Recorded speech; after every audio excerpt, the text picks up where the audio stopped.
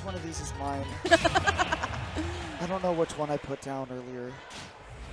But here we go, Deathspade gonna have to fight back. Now down 1-0. This is only the beginning of the set, and we have seen plenty of people bring it back to 1-1 by the time we get to that game 3. But we're going back to Pokemon Stadium 2, and remember that that game got super close, but each of those players had a really big moment. So if neither Lima nor Deathspade get something huge, the game could look very different. Yeah, I think what Lima's win condition here is to punish when Deathspade gets a little bit antsy, right? We saw just now Deathspade going in for the Sonic Blade, not able to find it here, but here we go. Finally, the Witch Time going to lead into something here, and you're potentially going off the top. But once again, who is? Oh, no! Who's going off top? It's Deathspade at the end of it. I had no idea. I thought he had Lima with the Sonic Blade, but somehow it was Lima that put him into that top blast zone. So scary too, because Bayonetta's so light, but also Sora. And now here's the green light for Lima to get something started. Going all the way up, not going to be enough, but you know what Deathspade is thinking. Deathspade needs to stock as fast as possible here. Throwing out the Thundaga, it's not going to be enough. Once again, Lima capitalizing left and right, but it will be the aerial up air from Sora that actually does get the stop. It's an absolutely phenomenal combo DI there by Deathspade, knowing that Lima was trying to set up for that kill combo, and so he just got as far away as possible and then knew that he could swing that up air afterwards. Loving what I'm seeing from him right here. Has some great defensive play ready for the Bayonetta. Now let's see that offense turn on. Never mind, it's Lima once again taking the words out of my mouth and putting them into reality for himself. And now gets another combo started off of that heel slide with those back airs. It's climbing. Yeah, it's absolutely game time for Lima at this point. No more playing around, trying to even stop Deathspade right there. Going up for the second Witch Twist, but it's not going to be enough. Still, Deathspade once again playing very cautiously off stage here. Sora has a ton of aerial mobility off stage. Looking for the freeze, it's not going to be enough. Still, Lima with such a big lead. I mean, Deathspade needs another one of those explosive F smashes that we saw last game to get himself back into this, because once again, Lima is now starting to snowball out of control. Yeah, but the question is, how likely is it that you're going to find that? Love that parry right there, and Deathspade was looking for it.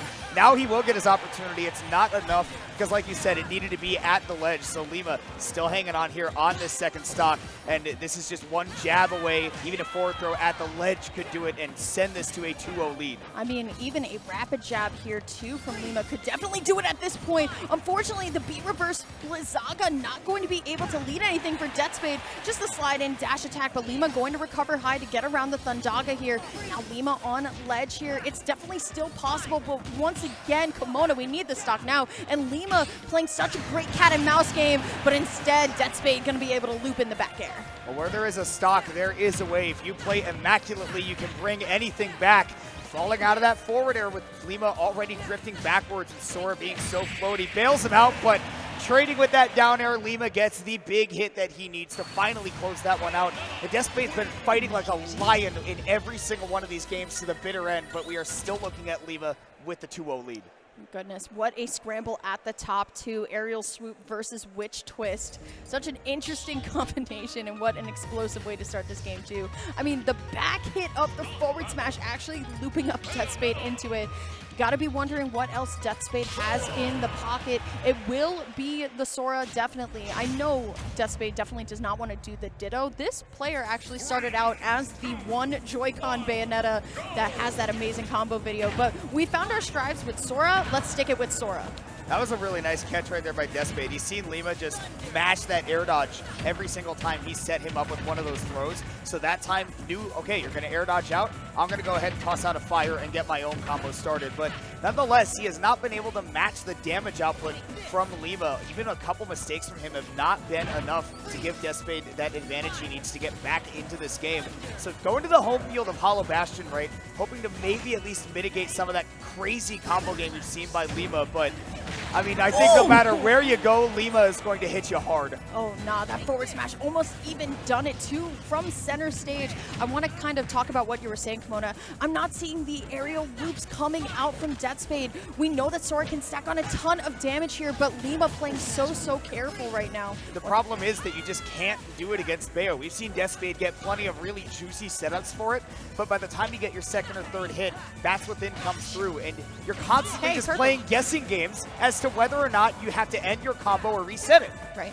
Still, once again, both players still on their first stock. Here comes the up tilt, looking for the back air, but good on Deathspade to just slide right through. The Thundaga, though, will be witch timed, and that will be Lima finding the up smash right there.